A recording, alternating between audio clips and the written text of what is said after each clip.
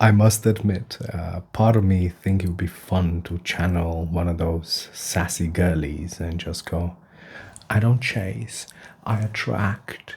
Which is technically true for me at this point of my life, but was not always the case. And I see this question a lot to know that if I'm being real, some of you might find it helpful and some will get an uncomfortable reality check.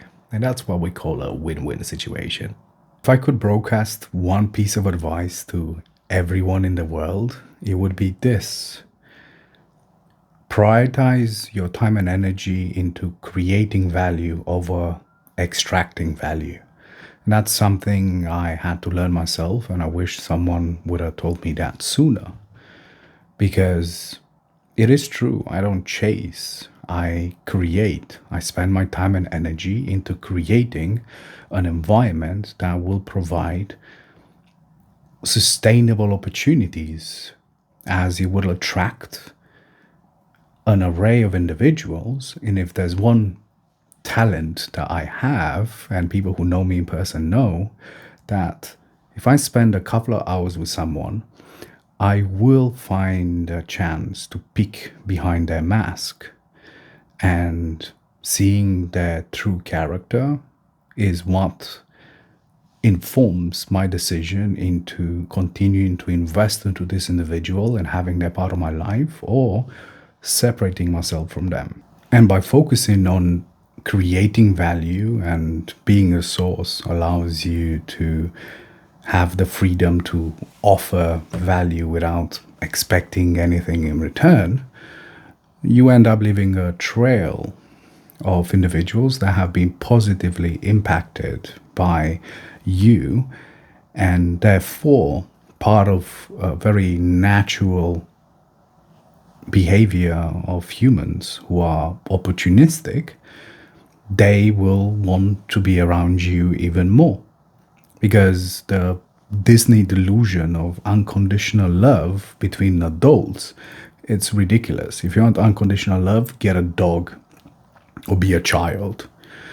With adults, there has to be a transaction of value, whatever the form of that is, in order for people to feel that this is worth the most valuable currency, which is their time. And I know that the professional best friend service, it sounds ridiculous, and it is, that for over 5 years now, people have seen value in my time in order for them to offer to pay in order for me to get involved in giving them a second opinion or helping them overcoming whatever struggles they have. And this service became a paid service just because I used to do this for free. But word to mouth, since this happened before I was even on social media, the demand surpassed the supply, and a lot of people offered to pay. And funny enough, once they started paying, people started getting better results because they had an investment, therefore took the necessary actions. And the reason I'm bringing up the professional best friend thing, as ridiculous as it is, it does showcase that there is a scarcity of individuals that are not just focused on themselves, because we have created a very self-centered culture, and everyone is focused on what they have to gain rather than what they have to offer. And with an increasing focus on comfort and convenience, being inconvenienced to forge and maintain a relationships seems so overwhelming to a lot of people.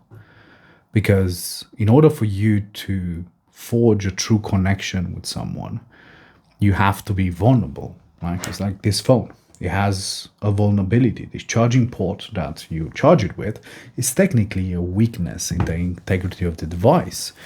But without that exposed weakness, you are not able to connect to that device and recharge it.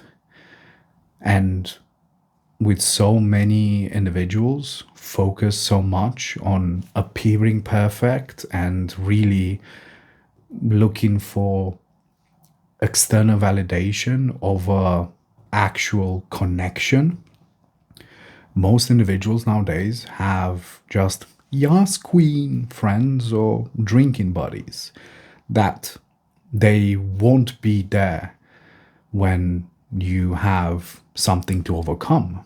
And ironically, every best friend or deep friendships and connection that you have, most likely, if you think about it, was created during a period of adversity, of you working together to overcome that adversity or fix a problem. It didn't happen during a great time having drinks at a restaurant.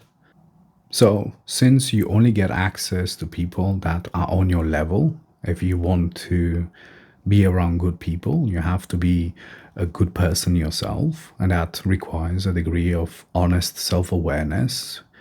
Because if you are not encountering good people in your life, that is a reflection of who you are right now.